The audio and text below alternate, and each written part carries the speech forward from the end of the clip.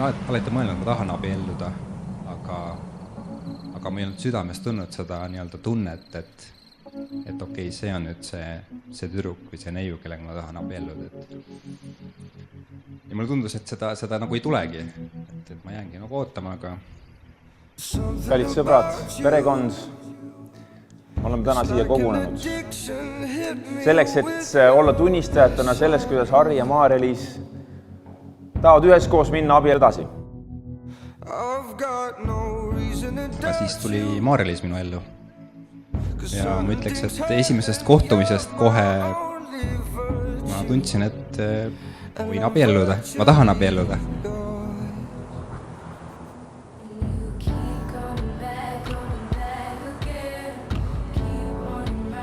Wow. See oled ilus. See on nii ilus. Wow. Väga kihvt.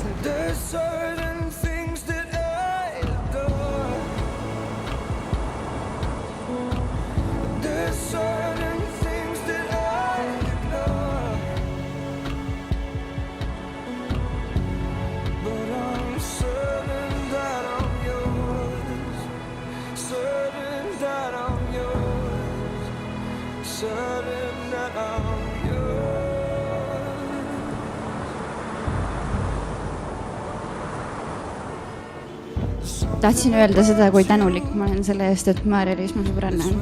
Ma olen sealt õppinud hästi palju ausust. Maarja-Liis on selline inimene, kes istub sulle maha ja räägib sulle lihtsalt kõik nii, nagu asjad on. Ta ütleb, et võib-olla ma ei peaks nii mõtlema, aga ma praegu mõtlen nii. Ja kui tal on kõik hästi, siis ta tuleb ja valab kõik veel, ütleb, et tead, praegu on kõik suurepärane. Harri on mulle väga suureks eeskujuks. Ta on must 4 aastat vanem ja siis ma alati tahtsin olla tema moodi. Oli must pikem, kiirem, pikkusega jõudsin järgi, siis läks Harri laiemaks.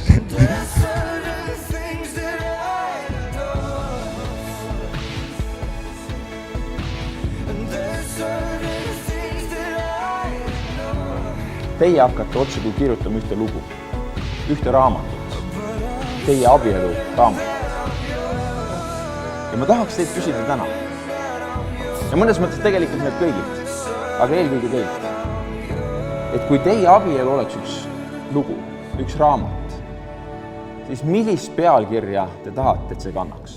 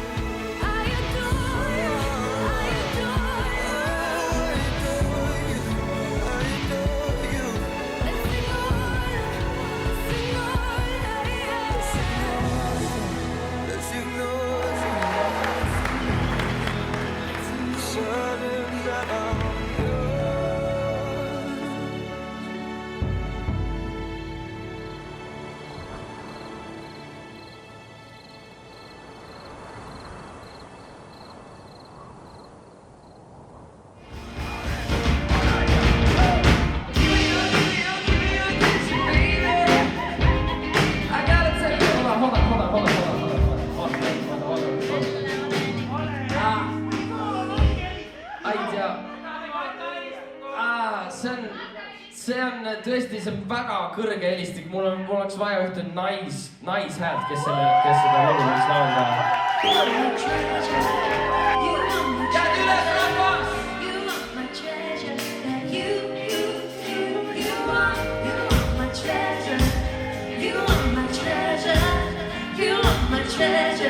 You